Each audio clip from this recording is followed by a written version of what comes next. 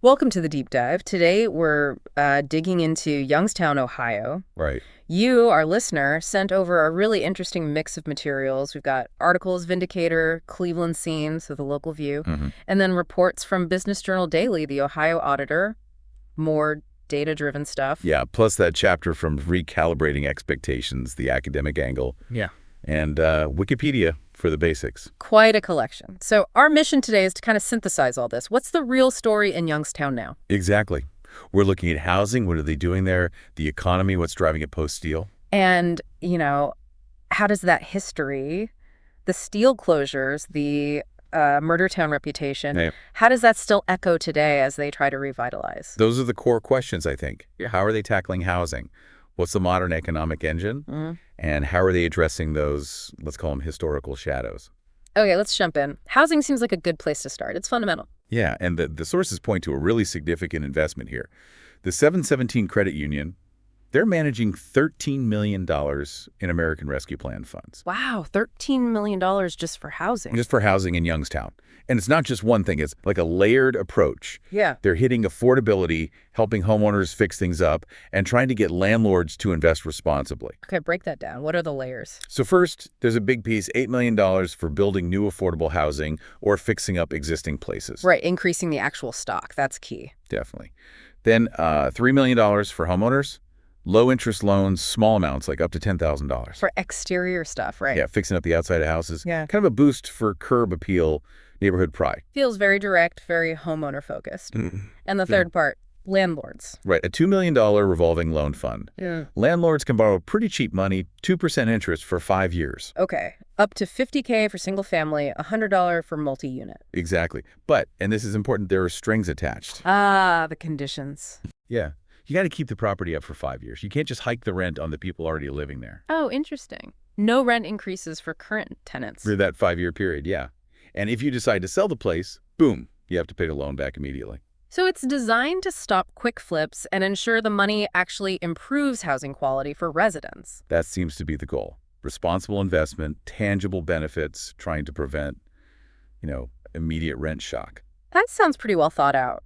I also saw something about a $5 million commercial development fund, also at 717. That one's focused on downtown, turning vacant buildings into condos, building on empty lots. And the profits go back into the fund. Right. It's designed to be self-sustaining, a cycle of development. It's a long-term play. Which ties into what Mayor Brown said about wanting more homeownership, making it achievable. Exactly. It all seems geared towards that goal. But Councilman Oliver raised a red flag, didn't he? The G word. Gentrification. He did. It's the classic concern, right? You invest, things get nicer, property values go up. And maybe the original residents can't afford to stay. That's the fear. Yeah. But posturally, I assume some of the administration, his response was interesting. What did he say? He basically said the aim isn't displacement. It's about raising expectations for the current residents, giving them the better conditions they deserve, not pushing them out for newcomers. Raising expectations for the existing community. That's a careful line to walk. It really is. Yeah. How do you implement these programs so they genuinely lift people up without causing unintended consequences? Yeah. That's the challenge. Okay, let's shift gears. The economy. Youngstown's story is so tied to the decline of steel. What's replaced it? Or trying to? Well, the sources point to a few key areas. Education is big, obviously, with Youngstown State University. Yeah, a major anchor. And healthcare. That's another stable employer. Yeah. But the really interesting pivot seems to be towards advanced and light manufacturing. Advanced manufacturing. Like what? Think 3D printing, additive manufacturing. They've set up the Ohio Innovation Hub for it. Where? In the old Vindicator building, actually. Repurposing old infrastructure for new tech. That's symbolic. And is it significant economically? The projections are pretty big. Over $160 million in economic impact, maybe 450 jobs by 2029. Wow, okay. And get this, America Makes, which is the national accelerator for this whole field, additive manufacturing. It's headquartered in Youngstown. Seriously, so they're not just dabbling, they're aiming to be a center for this. It looks that way. Building a new identity around innovation, not just, nostalgia for steel. That's quite a strategic move. What about smaller businesses? Startups? Yeah, the Youngstown Business Incubator YBI plays a huge role there. What do they do? They started with tech startups, but now they support a wider range. Importantly, they focus on helping businesses owned by women minorities, veterans. So fostering local entrepreneurship. Exactly. And increasingly linking into that advanced manufacturing focus, too. The numbers are impressive. Nearly $400 million in economic activity. Helped create or retain over 3,000 jobs just last year. That's substantial. Shows diversification isn't just about one big thing. Right. It's about building an ecosystem. Okay, something else caught my eye in the Business Journal piece, this idea of boomerang migration. Yeah. People leaving and then coming back. Is that actually happening? What's the data say? It's interesting. So Youngstown doesn't retain its native-born residents quite as well as the national average. About 75% stay versus 78% nationally. Okay, so still some brain drain maybe. But its rate of attracting former residents back, that's actually slightly higher than the national average, 28.7% versus 28%. Huh. So they're a little better at getting people to return than the average place. Why? What brings them back? The Federal Reserve analysis suggests a few things. One is job growth, connected to what we just talked about. Makes sense. Opportunity. Two, the cost of living. It's just more affordable than a lot of other places. Always a factor. And maybe the biggest pull, family and friends. Yeah. Those social ties, they draw people back home. Yeah, that feels very real. Okay, we have to talk about the past, though. The tough stuff. The industrialization. Murder Town, USA. It casts a long shadow. It really does. And the sources are blunt about how devastating the steel crisis was in the 70s and 80s. What were the key factors again? Foreign competition, definitely. Local plants had older tech. And then major corporate decisions. The Likes merger with Youngstown Sheet and Tube, which led to Black Monday, the big closure. Yeah. Thousands of jobs gone almost overnight.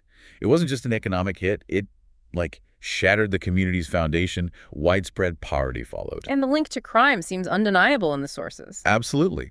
That Murder Town label came from somewhere. The homicide rates in the early 90s were shocking. 59 and 91, nearly 500 in the whole decade. Just staggering numbers. And there's that really sobering point in the Recalibrating Expectations chapter. The connection between the kids born during the worst of the deindustrialization, growing up in that environment, and the young adults involved in the violence later in the early 90s. Wow. A generational trauma, almost. It suggests that, yeah. Plus, you had organized crime, the crack epidemic hitting hard, political corruption. It was a perfect storm, really. A heavy legacy. So, acknowledging that, what are the concrete steps Youngstown is taking now to move beyond it, besides the economic and housing stuff we covered? Well, the city itself has initiatives. There's an economic development portal online, kind of a one-stop shop for info on loans, grants, tax credits. Making it easier for businesses. Trying to, yeah.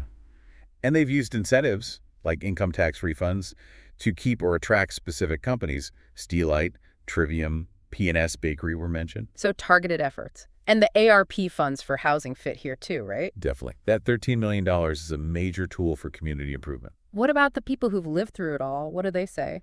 You get a mix of things. Some longtime residents still talk about blight, absentee landlords being a problem. Understandable frustrations. But also real gratitude for groups like the YNDC, the Youngstown Neighborhood Development Corporation, for their work fixing things up. The memories of high crime are still there, for sure. But is there hope? There seems to be, especially with the younger generation. One source called it the radical act of staying. The radical act of staying, I like that. Yeah, people who could leave, who have degrees, opportunities elsewhere, but are choosing to stay and invest in Youngstown's future. That's powerful.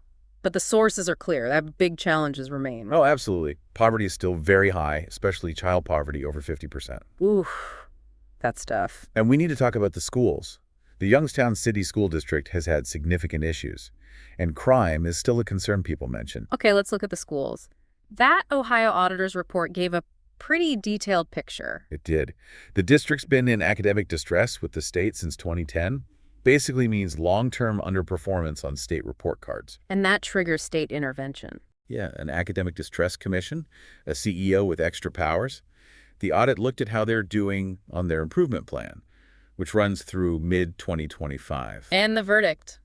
Progress. Some definite bright spots. For fiscal year 2023, they actually met 16 out of 24 of their goals. That's 2/3. Okay, that's not bad. And even better, 20 out of the 24 measures showed improvement from where they started. Some results even beat the target set for later years. So they're potentially on track to get out of academic distress. Potentially, yeah. if they can keep up the momentum and hit most goals by 2025. But there's always a but. What were the concerns? Well, the audit flagged high spending per student compared to similar districts. They recommended digging into why that is, where the money's actually going. Efficiency questions. Right. And while attendance got better from 22 to 23, they still missed their target for reducing chronic absenteeism. That's a persistent problem. Kids not being in school regularly. Exactly. There were also some issues with underreporting staffing numbers in the past and finding that more money goes to salaries and benefits compared to peer districts. Any specific recommendations from the auditor? Yeah, things like better budgeting processes, developing a formal plan for buildings and maintenance, being careful with the last of the federal COVID relief funds, Esser. Practical stuff. And on the teaching side, focusing on attendance teams in schools, making sure what's taught lines up with state standards. They also noted bus driver shortages impacting attendance. So it's complex. Progress, yes, but still facing some deep-rooted issues. That sums it up pretty well. A work in progress. Okay, let's shift again. Culture, arts. How does that fit into the revitalization picture? It's definitely part of the story. You've got long-standing institutions like the Butler Institute of American Art, a real gem. The cornerstone. Yeah. And newer investments, too, like the Cavelli Center, downtown, the arena, and the Youngstown Foundation Amphitheater. They bring events, people, energy. I saw mention of a growing local arts and music scene, too, like a federal frenzy. Exactly. These things matter. They build community pride, make the city a more attractive place to live, work, and visit. They change perceptions. Contributes to that quality of life aspect. For sure. In today's economy, cultural assets can be real economic drivers themselves. Now, governance.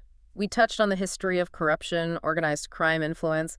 That's a difficult background. It is. The city government operates under that shadow, historically. There were major federal investigations decades ago, lots of convictions. And even some recent cases mentioned in the sources. Yeah, it serves as a reminder that rebuilding and just maintaining public trust is a constant, ongoing effort. How are they tackling the physical legacy of decline? Blight, empty lots. The Mahoning County Land Bank is key here. They acquire rundown properties, demolish them, clean up old industrial sites, brownfields to get them ready for something new. Clearing the way, literally. Right. And then there's the Youngstown Smart 2 Network Initiative. What's that? It's about modernizing transportation corridors, making them safer for pedestrians, cyclists, exploring things like autonomous shuttles, adding green infrastructure, forward-looking stuff. Interesting. And we already talked about the housing initiatives from YNDC and the city using ARP funds. Yeah, all part of improving the physical city and quality of life. But one source flagged challenges to civic engagement, like people participating. Right. That history of distrust can make people hesitant to get involved. There were also mentions of a possible disconnect between grassroots efforts and City Hall. Like, are redevelopment plans really benefiting everyone equally? Are they listening to all neighborhoods? Yeah, those are the questions being asked. Plus, population decline, existing inequalities, they can make broad participation harder. So pulling back a bit, how does Youngstown manage this balancing act? Honoring the steel past, but building a modern future. It seems like a very conscious effort. Acknowledge the heritage, absolutely, but don't be defined only by it. How do you see that happening? Mayor Brown talks a lot about a forward-looking vision. And projects like turning the old Vindicator plant into that innovation hub, that's a powerful symbol of transformation. Using the old shell for something completely new. Exactly. And that energy from the younger generation, those radical stayers, they're crucial in driving that new direction. It's about respecting the past, but building something different on top of it. Okay, so final thoughts. What's the overall outlook based on everything we've read? Where's Youngstown heading? I'd say the consensus is cautious optimism. That seems to be the vibe from leaders and residents. Cautious optimism. Yeah. Mayor Brown emphasizes growth, the ARP projects, housing. Right. Councilwoman Turner talks about transparency, tackling crime, making sure revitalization is sustainable and fair. And other cities are noticing? Apparently so. Youngstown's neighborhood work, particularly YNDC's model, is getting looked at nationally. That's a positive sign. But it's not mission accomplished yet. Definitely not. All the sources stress this needs sustained effort, collaboration, long-term commitment. It's a marathon, not a sprint. So, to wrap up this deep dive, Youngstown is clearly in a phase of active redefinition. They're using strategic investments, especially in housing. They're pushing hard to diversify the economy with things like advanced manufacturing and supporting local businesses. And they're doing this while grappling with the very real legacies of industrial decline and past crime. It's a complex picture, but there's a definite focus on improving life for current residents and building a more resilient future. Right. It feels like a city really trying to write its next chapter. Which brings us to that final thought for you, our listener. Thinking about Youngstown and maybe other cities with similar stories. How do you best balance honoring a powerful past with the urgent need to create a future that's sustainable and equitable for everyone? Yeah. What's the secret sauce? Is it long-term planning, deep community engagement? Is it fostering more of that radical active staying? How do you ensure revitalization leads to real, lasting, positive change for the people who live there? Something to think about.